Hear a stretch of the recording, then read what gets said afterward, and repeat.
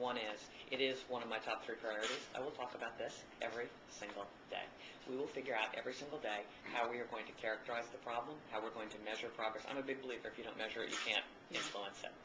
And that's why I'm a big believer in focus, because you can only accomplish a couple things here. And so education is a passion. We cannot justify the results that we have. And here's the other thing I want to do. I want to grade every single public school A through F, as they did in Florida. Every middle school, every high school, every elementary school, and I want to tell the parents. What they said in Florida is when you told parents that their 4th grader was in an F school, that really got their attention. And they got part of the way home because parents all of a sudden recognized that their child was in a disaster school, and they began to increase parent involvement. So it will not be easy, but you know what? We can't accept this anymore. We just cannot say it's okay to be 49th out of 50 states. We can't say it's okay for some communities to have 50% or below graduation rates. So I think it's negotiation. I think it's enfranchising the teachers. It's bringing the parents to bear. It's talking about it. And it's being, you know, being a leader on the subject. This business, excuse me, this business about 60% now going to administration and overhead. 40% goes to, yeah. Excuse me.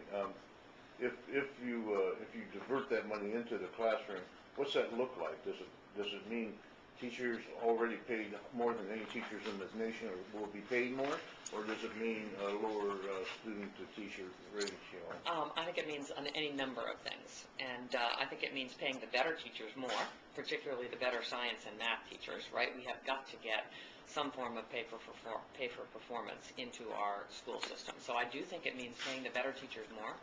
I think it may mean lower class sizes. It may mean teacher aides to help with the learning disabled kids, the English as a second language kids, the gifted kids, you know, even the average kids. You've got such a diversity now with 30 to 40 kids in the class. You know, these teachers are doing yeoman's work. And frankly, they can use help to bring their children along who aren't, you know, who've got such a diversity of needs. So those are the kinds of things that I would want to say to the school districts. What is right for your school district? You know, do you need more vocational education? Do you need more math teachers? Do you need to invest in technology?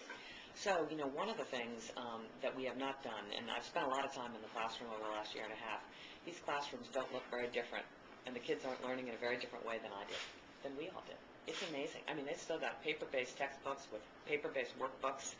You know, technology has not disrupted education in the way that it has disrupted everyone's life. You know, there's some very interesting experiments going on with, like, the Mind Institute here in Orange County. It's remarkable what they've done. I was at the Anderson Elementary School in San Jose the other day, where it was the worst performing elementary school in Santa Clara County. And they went in with the Mind Institute math program. They went from 19% proficiency in math in 3rd grade to 89% proficiency in math in 3rd grade. And so there's some very interesting experiments with technology, but that takes more money in the classroom because you've got to have a computer lab, you've got to have a computer for every child, you've got to invest in the cloud computing software that will you know, work with each child and their math skills. So that's the kind of thing that I think can be done with more money into the classroom. How much of that additional cost for additional technology can be offset with digital text? No, I don't know the answer to that. You know, we could do that work and understand it. What I did say to the Mind Institute, if you wanted to do this math program for every elementary school and middle school in the entire state, how much would it cost? $200 million. It's not very much. I mean, on a scale of $70 billion, we ought to be able to run this thing a little more efficiently and find $200 million that we could invest in the Mind Institute.